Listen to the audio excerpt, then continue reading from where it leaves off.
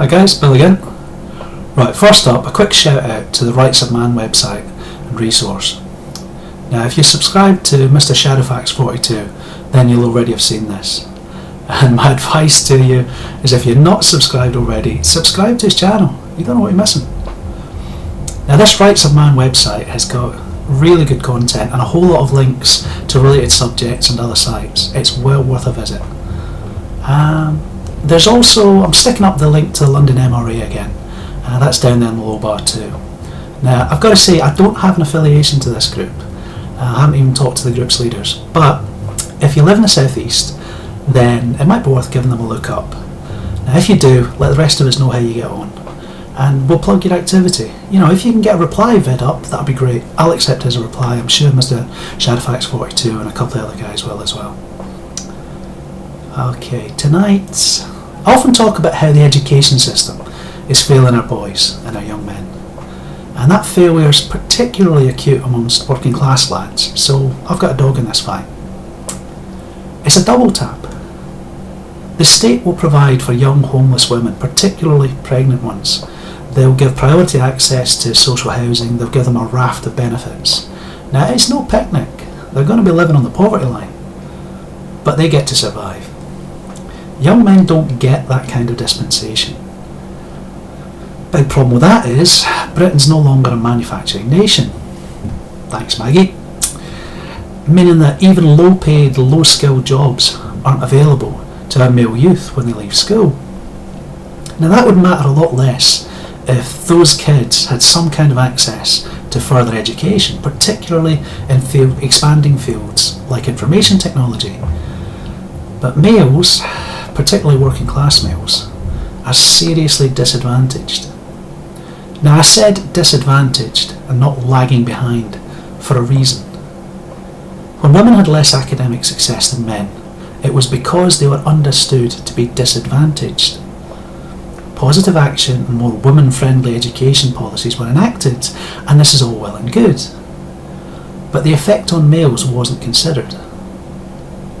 Now, it's inevitable that a woman-friendly educational system is going to discriminate against young men. Boys aren't falling behind. Young men are being discriminated against, and thus they're faring less well than females. It's not a particularly hard concept to grasp, but it's got Britain's legislators and educators in a complete quandary. Quite clearly, if you change the education system to favour one sex, the other sex is going to suffer as a result. We know this is true because we've just run a massive 30-year experiment on it.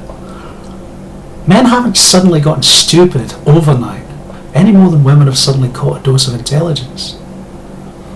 Now, changing back isn't an option. There's massive logistical problems for starters. You'd need to entice men into what's now pretty much an all-female profession. You'd have to completely rework your curriculum. You'd have to change the teaching methods that you use. But the problem's also an ethical one. Returning to the previous dynamic would start to disadvantage women. You know, swapping one victim group for the other victim group doesn't really solve anything. The solution is to acknowledge that men and women are different. Accept that what works well for one sex doesn't necessarily work as well for the other. So change the way boys are taught, and especially how they're assessed. A practical approach would be to weight boys' assessment towards exam results, whereas you retain the current coursework orientated assessment for girls. And obviously you'd build in safeguards, options to allow the opposite approach to be used on struggling pupils in case they happened to suit the other method better. There are practical challenges to that approach, but the major hurdle is an ideological one. Equality is seen as a basic requirement for almost any endeavour in modern Britain. If boys and girls are taught and assessed differently, any pretense at equality is lost. And it doesn't matter that the end result is a roughly 50-50 split in university candidates. The fact that the proposed curriculum is different for both sexes makes it a dead duck politically and ideologically. So that kind of leads you back to affirmative action. You could have a quota system, and that would give you equality of outcome. You could manage precisely 49% male university fresh persons. But the problem is, without appropriate teaching prior to reaching the university, the majority of those guys would struggle. Now, affirmative action very rarely achieves whatever it is it states it's setting out to achieve.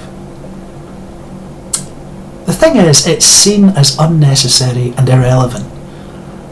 If boys can be blamed for the discrimination that they're suffering under, then the problem ceases to be one that the education authorities or the government needs to address. Yeah, this is the whole reason for this boys are falling behind strapline. You say it often enough and you start to conflate it with the inevitable results of poor education on a poor upbringing, and you can start to blame high unemployment, substance abuse and criminality on the victims of their policy decisions. Now, it's a cause that troubles middle class people in Britain. Many people on the political left have been trying for a long time now to try and get more of Britain's poorer children into the further education system, and they haven't had much success. Supporting their efforts to publicise the problem will also inevitably highlight the discrepancy between boys and girls. A dialogue to try and resolve the problem is only going to take place if our leaders are going to get forced to admit it actually exists in the first place. The biggest problem there is the fact that on the left wing of British politics, the place is absolutely infested, with feminist dogma. Now, am I the only one seeing a fertile battleground, rich in possibilities here? The MRM is an apolitical organisation, grouping, philosophy, whatever you want to call it. We don't have political baggage. That means we can push from both sides simultaneously. If you lean towards the right in politics, push on your right-wing politicians, and vice versa. We need to encourage the debate. While we're doing it, we need to challenge misconceptions and logical fallacies and try and get our elected representatives thinking about how they can turn it to their advantage. Because if those slimy bastards think that there's something in it for them, then they can be enticed into getting the results that our children deserve. Okay, enough of me waffling on. I've put a bunch of press articles in the low bar. If you're not familiar with the British press, then I'll talk you through it. The Guardian is left-wing and pro-feminist. The Telegraph is moderately right-wing and pro-feminist. The Daily Mail is strongly right-wing and pro-feminist. The London Evening Stand, you get the idea. There's one last one. I don't know if you can see it on the camera, but I managed to get Dean and Typhon Blue to pose for a t-shirt the last time they were over at a British bike show. So I'd just like to say thanks to those guys for that one. Alright, later.